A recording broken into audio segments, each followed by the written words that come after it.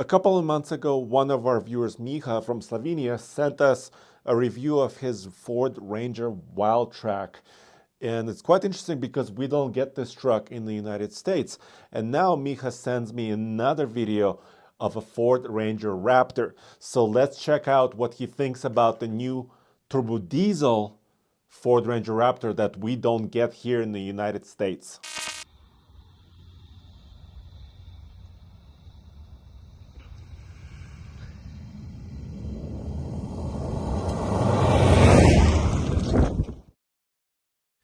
This is the Global 2022 Ford Ranger Raptor, otherwise known as America's Forbidden Fruit.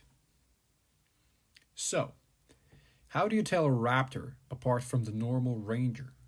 Well, it's quite easy. You just look at it. It's enormous. Well, for European standards anyway.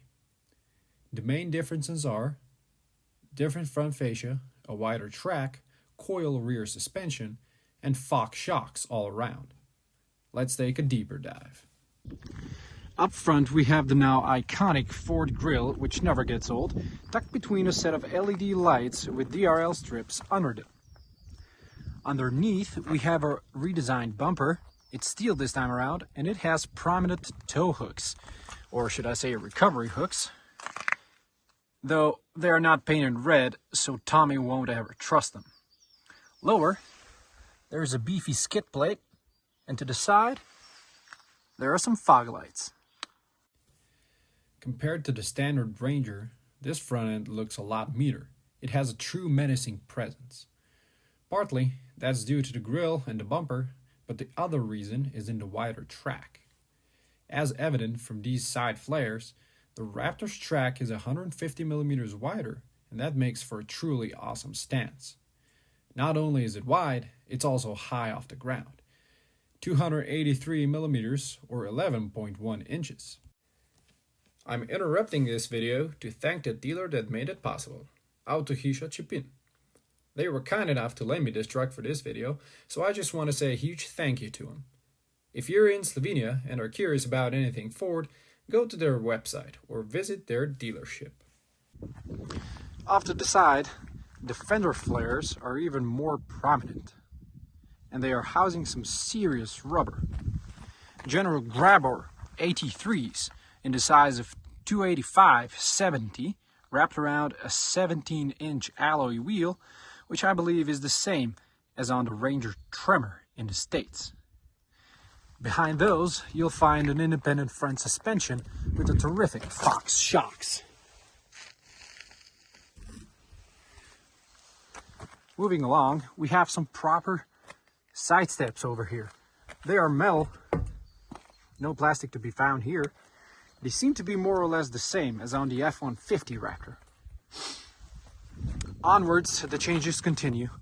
Yet another big flare, and down low, of course, the same wheel and tire package, but mounted to a solid rear axle, which does not have the traditional leaf springs, but coils and a Watts linkage. Out back we have the standard Global Ranger taillights. The tailgate is the same as on the standard Ranger. It does have a Ranger badge over here and a Raptor badge over here. Of course, the Ford badge and the reversing camera. Now the tailgate is not damped, so it does fall down, but it does have the handy dandy little torsion bar, which makes closing it a one-finger job. Up top we have the mountaintop roller shutter, though it is the first generation one, unlike my second gen on the Wildtrak I have. And this one can be a pain to open and close, though I guess you just have to get used to it. The bed of the Raptor is, well, the standard Ranger bed. You have a 12-volt plug up there, some tie-down points along the bed, but it doesn't have the optional rail system that I have on my Wildtrak. Down at the bottom, we have a slightly redesigned rear bumper, some proper recovery hooks. If recovery is needed, it should be pretty easy. Those are famous last words, I know. And under that, we have a redesigned tow bar. So it's tucked up a little nicer than on the standard Rangers. And that is always a good idea when off-road. Now, another great thing is that we get a full-sized matching spare. Always a pleasant surprise. Up top near the cab, we have the same sailplane as we saw on Wildtrak, though this one is painted just a bit differently. It does have an integrated brake light, and it does have some teeny tiny cargo lights. One thing I forgot to mention is that we have these, the optional bed rails. I think each one can support up to 75 kilos. So not the strongest, but if you're planning to put some bikes on there or some skis or something, they could be, well, very useful. Inside, the Raptor's cabin is not all that different from the standard versions. It does have these beautiful and very comfortable seats with Raptor lettering and blue stitching down the sides. The steering wheel is quite a big unit. It's very beefy and it has a 12 o'clock marker up top. Behind it, there are magnesium paddle shifters, which are fun, but I didn't really use them all that much. I just left it in drive and it performed beautifully.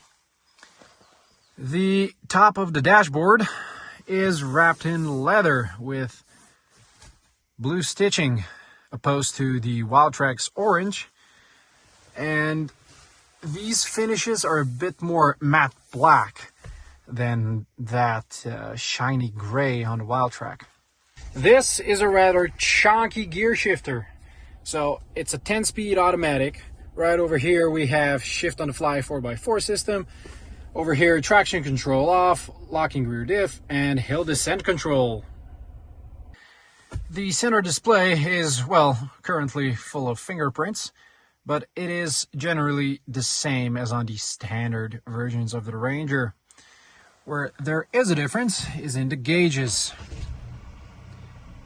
So we have a center display and dials left and right. It's, I guess, a bit more sporty than the Wildtrak, though I would say I prefer the dual digital display setup of the Wildtrak. The back seats of the Raptor are, well, nothing special really. They do seem to be a bit different than the standard Rangers. Some suede over here, maybe just a little bit softer, but no extra features and no more space than the regular Ranger. Let me climb in. So now the space in here is, well, pretty tight. Now granted, I am 6'5" and the front seat is in my driving position. However, if I close the door, I can't get comfortable over here. I spread my knees a little and, well, I could sit here for a while, though I wouldn't really want to go for a long road trip like this. Fortunately, I'm usually the one driving. Down below, we have a 12-volt outlet and a standard home outlet, which is always a nice feature to have. Of course, there are ISOFIX points at the bottom, and over at the back there is a top tether point as well. Child safety locks. I'm trapped. Ay, ay, ay. I'm gonna get it all dirty now. Oh my goodness. This is not gonna be fun. Okay. All right. 6'5", climbing over here.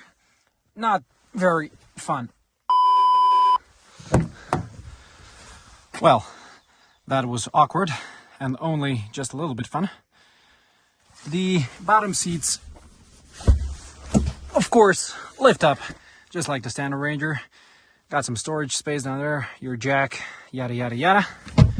And the top comes down as well. Let's take a look what's behind there.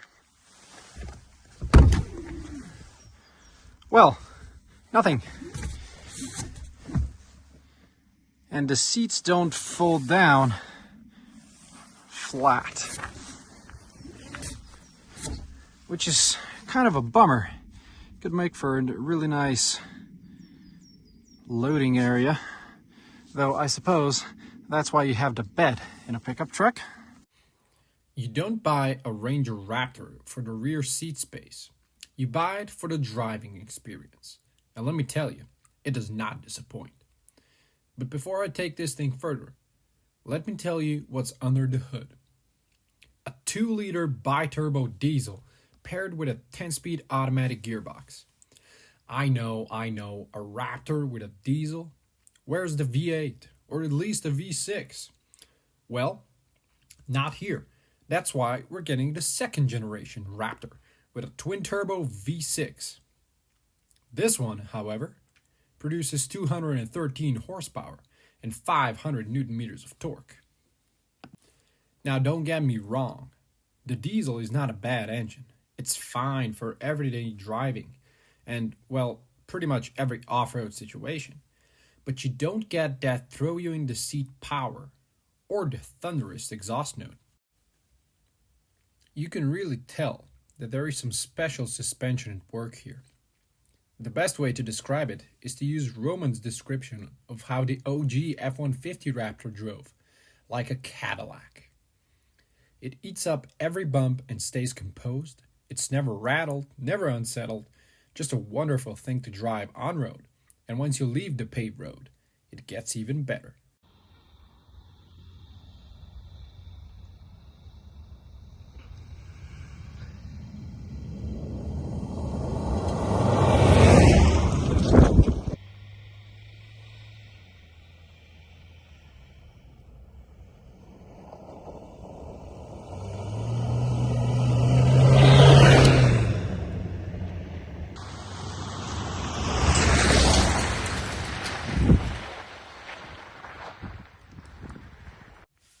Unfortunately, I wasn't able to properly test this Raptor off-road, as my time with the truck was limited. Who knows? Maybe another opportunity will present itself in the future, but until then, there's plenty of YouTube videos of this thing making the trails its playground.